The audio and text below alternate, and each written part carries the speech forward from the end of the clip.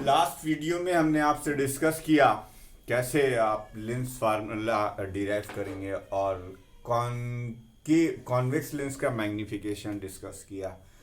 आइए अब इस टॉपिक को आगे बढ़ाते हुए मैंने उसमें सारे फार्मूले भी डिस्कस कर दिए थे, लेकिन मैं चाहता हूं कि आप एक चीज़ और भी देख लें कि अगर बात हो किसकी, उसी में आगे कंटिन्यू रखिएगा इसको। इसके लिए भी वही सारे फार्मूले आएंगे जो मैग्नीफिकेशन के हमने इससे पहले आपको बताए हैं, लेकिन ज़रा स्टाइल इसकी दूसरी है। वही अप्रोच जो है वो हम आपको दिखाना चाहते हैं। ये ऑप्टिकल सेंटर है, ये मान लीजिए इसका फोकस है, और यहाँ पर आपने एक एक्सटेंडेड ऑब्जेक्ट रखा हुआ है जिसका हाइट h1 है। अब आप इससे इमेज बनाना चाहते हैं, तो अगर आप इमेज बनाना चाहते हैं तो एक रे आप इसके पैरेलल लेके चलिए। जो प्रिंसिपल एक्सिस के पैरेलल रे है वो यहाँ तक जाने के बाद ये डाइवर्ट करेगी और फोकस से आती हुई दिखाई देगी। ठीक, ये डाइवर्जिंग एक्शन है लेंस का। दूसरी आप रे, जो रियल रे है, वो ऑप्टिकल सेंटर से क्रॉस कराते हुए ले जा रही है, पास करते हुए। देखिए अल्टीमेटली वो आपको यहाँ पे कटती हुई दिखाई दे रही है। ये देखिए साहब H2। तो अगर इसमें भी हम लेंस फार्मूला निकालना चाहें तो हम लेंस फार्मूला भी इसका निकाल सकते हैं, लेकिन हम उसको नहीं निकालेंगे, वो वेस्टिंग ऑफ टाइम है। सिर्फ और सिर्फ आपको ये बताना चाहते हैं कि आपने मैग्नीफिकेशन का एक फार्मूला सीखा हुआ है। Magnification is equal to size of the image upon size of the object. तो इस स्पेसिफिक केस में देखिए, कॉनकेव लेंस के केस में देखिए कि m का फार्मूला आप लिख सकते हो। साइज ऑफ द इमेज आप H2 लिखोगे और साइज ऑफ द ऑब्जेक्ट आप H1 लिखोगे। तो जैसे हमने उसमें इसका नाम AB और इसका नाम A', B' अगर हम रखें तो सिमिलर ट्राइंगल ABC और A', में आप देख सकते हैं कि AB और A', से करस्पॉन्डिंग ये दो साइडें जो हैं ऑब्जेक्ट डिस्टेंस और ये आपकी इमेज डिस्टेंस। तो आप देख सकते हैं कि ये जो H2 अपॉन H1 है, यानी A', B' अपॉन AB, ये किसके बराबर हो जाएगी भाई? वो इस फिगर से आप देख सकते हैं किसके बराबर है? A' अपॉन AC के बराबर है। A' अपॉन AC के बराबर है। दैट इज, अब साइन कन्वेंशन लगाई, साइन कन्वेंशन लगाकर डिस्टेंस A' और AC की वैल्यू रख दीजिए, तो आपको -V अपॉन -U मिलेगा, यानी V/U मिलेगा। लीजिए साहब, ये प्लस साइन क्या इंडिकेट करता है? The plus sign indicate that image is erect and virtual. Plus sign indicate, बस यही बताना था। Plus sign indicates that image is erect and virtual. Image is erect and virtual, ये दो बातें हो गई। तो इस तरीके से आपने इसका भी फार्मूला देखा। अब आप चाहें तो वही सारे फार्मूले फिर कैलकुलेट कर सकते हैं इस लेंस के लिए भी, जो आपने कॉन्वेक्स लेंस के लिए कैलकुलेट किया था। तो वो कोई बहुत बड़ा मसला नहीं है।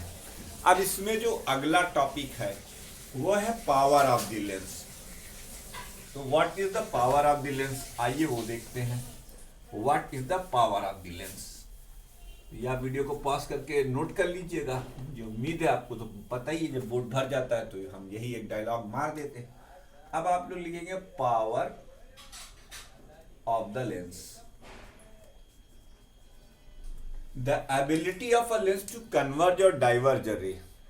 किसी लेंस की ability, the ability of a lens to converge or diverge rays is known as power। इसे पावर कहते हैं। किसी लेंस की एबिलिटी, उसको रेस को कन्वर्ज या डाइवर्ज करने की एबिलिटी को हम पावर कहते हैं। Mathematically power is defined as the reciprocal reciprocal of the focal length. ये मैथमेटिकल डेफिनेशन हो गई, reciprocal of the focal length. ठीक, अब तो पावर इन डायोप्टर, यानी इसकी एसआई यूनिट क्या है बेटा, डायोप्टर है। ये होता है 1 फोकल लेंथ इन मीटर, या 100 फोकल लेंथ इन सेंटीमीटर। तो अब देखो पावर का एक फार्मूला तुम्हें यहां से क्या मिलेगा, जैसे 1/f का फार्मूला तुम्हें लेंस मेकर फार्मूला क्या सीखा था, n-1 1/r1 1/r2। तो अब ये डायरेक्ट लिख दिया जाएगा। यही है वो फार्मूला जिससे आपका ऑप्टिशियन आपके चश्मे का नंबर बढ़ाता है या घटाता है। ये पावर हो गई, ये पावर का एक फार्मूला ये हो गया और एक फार्मूला ये इस टर्म में हो गया। ठीक है, अब यहां पर दो नोटिसेबल पॉइंट हैं। क्या, the P is positive for a converging lens. अगर आपने कन्वर्जिंग लेंस लिया है तो फिर उसकी पावर क्या होगी, पॉजिटिव होगी, converging lens. And the P is negative, the P is negative for a diverging lens. एक डाइवर्जिंग लेंस के लिए P की वैल्यू नेगेटिव होती है। वीडियो को पॉज करके इसे भी वो कर लीजिए, नोट कर लीजिए। अच्छा, एक चीज और, क्योंकि फोकल लेंथ मीडियम के बदलने से बदलती है, मैंने आपको लास्ट वीडियो में डिस्कस किया हुआ है कैसे बदलती है। जब आप लेंस को उठाकर एक मीडियम से दूसरे मीडियम में ले जाते हैं तो वैसे ही पावर भी बदलेगी। कैसे बदलेगी वो अकॉर्डिंग टू फोकल लेंथ बदलेगी। इसे भी आप नोट कर डालिए। अब हम बढ़ते हैं अपने सेकेंड लास्ट टॉपिक की तरफ। सेकेंड लास्ट टॉपिक आ गया आपका चैप्टर नंबर 16 का, combined focal length of the two thin lenses in contact. Video को पॉज करके प्लीज इसे नोट कर लीजिए। हम अब एक डेरिवेशन करने जा रहे हैं। Combined focal length, combined focal length of the two thin lenses in contact, ये एक डेरिवेशन है। देखिए यहां पे मैंने थिन कहकर आपकी परेशानी को कम कर दिया, इतना कम कर दिया कि आप देखिए अब हमको कंबाइंड फोकल लेंथ निकालनी है। Combined focal length of two thin lenses in contact. अगर दो थिन लेंसेज कांटेक्ट में हो तो उनकी कंबाइंड फोकल लेंथ क्या होगी। What will be the combined focal length of the two thin lenses in contact? इसको हम देखेंगे। देखिए, consider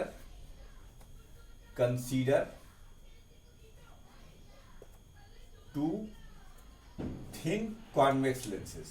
हालांकि हम कॉन्केव के लिए भी कर सकते हैं लेकिन हम कॉन्वेक्स लेंसेज ले रहे हैं। Consider two thin convex lenses of focal length f1 and f2 placed side by side as shown। अब आपने मान लिया कि आपके पास दो कॉन्वेक्स लेंस हैं जिनकी फोकल लेंथ f1 और f2 है, उनको हमने साइड बाय साइड रखा हुआ है। कैसे रखा हुआ है ये देखिए, ये एक लेंस हो गया, थिन लेंस लिया है बच्चों, एकदम हमने इसको अटैच करके रखा हुआ है ऐसे। ठीक, ये देखिए। अब इसका ऑप्टिकल सेंटर ये, इसका ऑप्टिकल सेंटर ये, इन दोनों का प्रिंसिपल एक्सिस कॉमन है, इन दोनों का प्रिंसिपल एक्सिस कॉमन है। ठीक, ध्यान से देखेंगे, हम एक ऑब्जेक्ट ले रहे हैं O।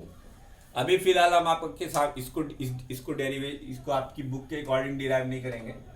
देखिए, एक ये आया, अब यहां से रिफ्रैक्ट हुआ, यहां इसको आना था। ठीक है भैया, लेकिन ये यहां ना आकर ये यहां आएगा। क्यों? क्योंकि इससे भी कन्वर्ज होगा और इससे भी कन्वर्ज होगा, तो डबल कन्वर्जिंग की वजह से जहां इसकी फाइनल इमेज पहले बननी चाहिए थी वहां न बनकर उसके कहीं बाद में बनेगी। आइए तो अब यूजिंग, अब हमारे पास दो लेंसेज हैं L1 और L2। देखो बड़ा सिंपल सा प्रोसीजर है। Consider the formation of image by the L1। Consider the formation of image, formation of image by L1। अब देखो L1 से इमेज कैसे बनेगी टेक्निकली, ये देखिए टेक्निकली ये हमने एक लेंस लिया L1, बहुत बढ़िया। अब यहां पर ऑब्जेक्ट लिया, बहुत बढ़िया। ये ऐसे रे गई और ये ऐसे, एक डॉटेड इसलिए दिखा रहे हैं यार कि एक्चुअली में ये हुआ नहीं है, होना चाहिए था लेकिन ये हुआ नहीं भैया, इसलिए डॉटेड दिखा रहे हैं। अब इसके लिए तुम इसको U मान लो और ये डिस्टेंस तुम V डैश मान लो। क्या मान लो? V डैश मान लो। दो चीजें हो गई। अब यूजिंग लेंस फार्मूला, अब इसके बाद क्या करेंगे? लेंस फार्मूला यूज करेंगे। यूजिंग लेंस फार्मूला, तो जब आप लेंस फार्मूला यूज करेंगे, using lens formula for L1, तो इसकी फोकल लेंथ आपने क्या मानी है? F1। तो 1/F1 is equal to 1/V dash minus 1/U। ये V डैश माइनस 1/U, ये हुआ इक्वेशन नंबर 1।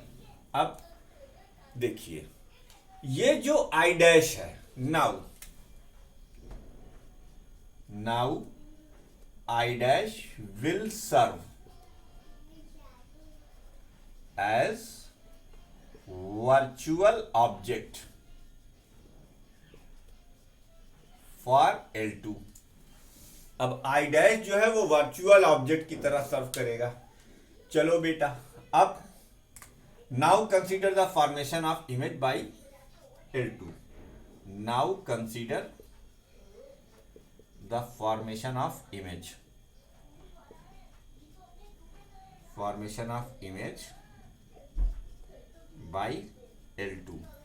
देखो पहले हम डायग्राम बनाएंगे।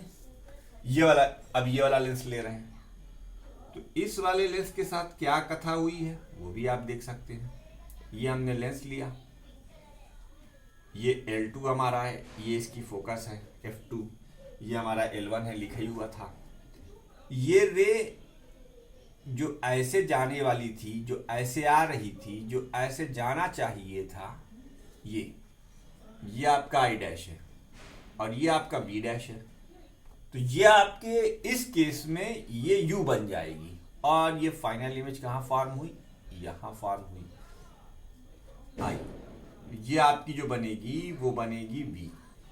ठीक, तो here V dash will serve as a virtual object distance. अब यहां पे लिख दीजिए here V dash will serve as a, here V dash will serve as a virtual distance here, यानी इसके लिए आपका ये V dash जो है here V dash is equal to U। तो using lens formula, using lens formula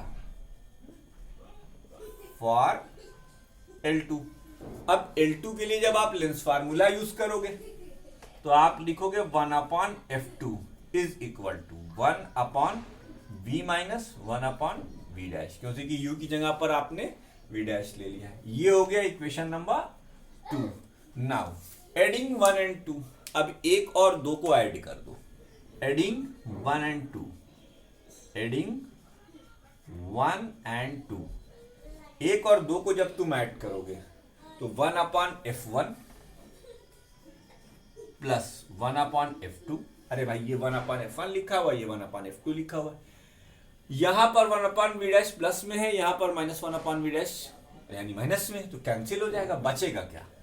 1/V minus 1/U। Equation number 3 हो गया।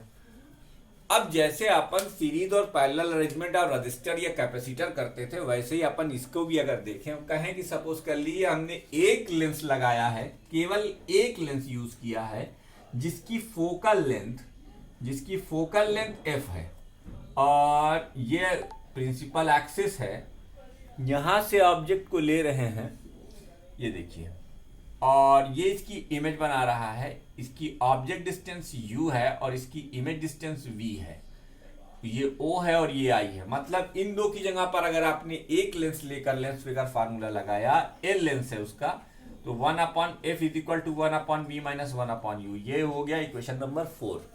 ये हो गया आपका इक्वेशन नंबर 4। वीडियो को पॉज कर इसको नोट कीजिए। अब कुछ नहीं करना है, अब 3 और 4 को इक्वेट कर देना है, आपको कंबाइंड फोकल लेंथ मिल जाएगी। ठीक है, तो वीडियो को पॉज कर इसे नोट कर लीजिए।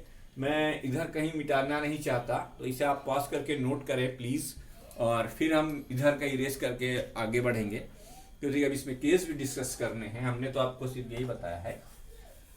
तो देवियों और सज्जनों ध्यान से सुनो, अगर हम 3 और 4 को इक्वेट कर दें, इक्वेटिंग 3 and 4, इक्वेटिंग 3 and 4, 3 और 4 को इक्वेट करने पर आपको दिखाई देगा कि 1/f1 plus 1/f2 is equal to 1/f। ये आती है कंबाइंड फोकल लेंथ। अब इसमें बहुत बड़े बड़े रायते हैं, आइए उसे समेटते हैं। 3 केसेस कंसीडर करेंगे। तो भैया वीडियो को पॉज कर, अब ये पूरा डेरिवेशन हो गया, रिजल्ट आ गया। अब इसके बाद 3 इसके केसेस हैं, अब हमें वो डिस्कस कर लेने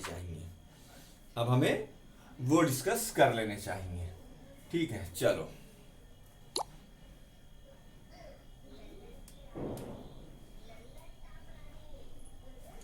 अब कहो late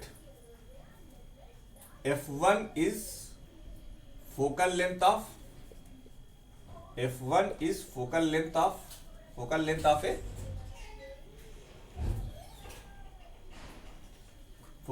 a convex lens, and f2 is focal length of a concave lens मान लेते हैं। तो भैया अगर ये आपका पहला लेंस है,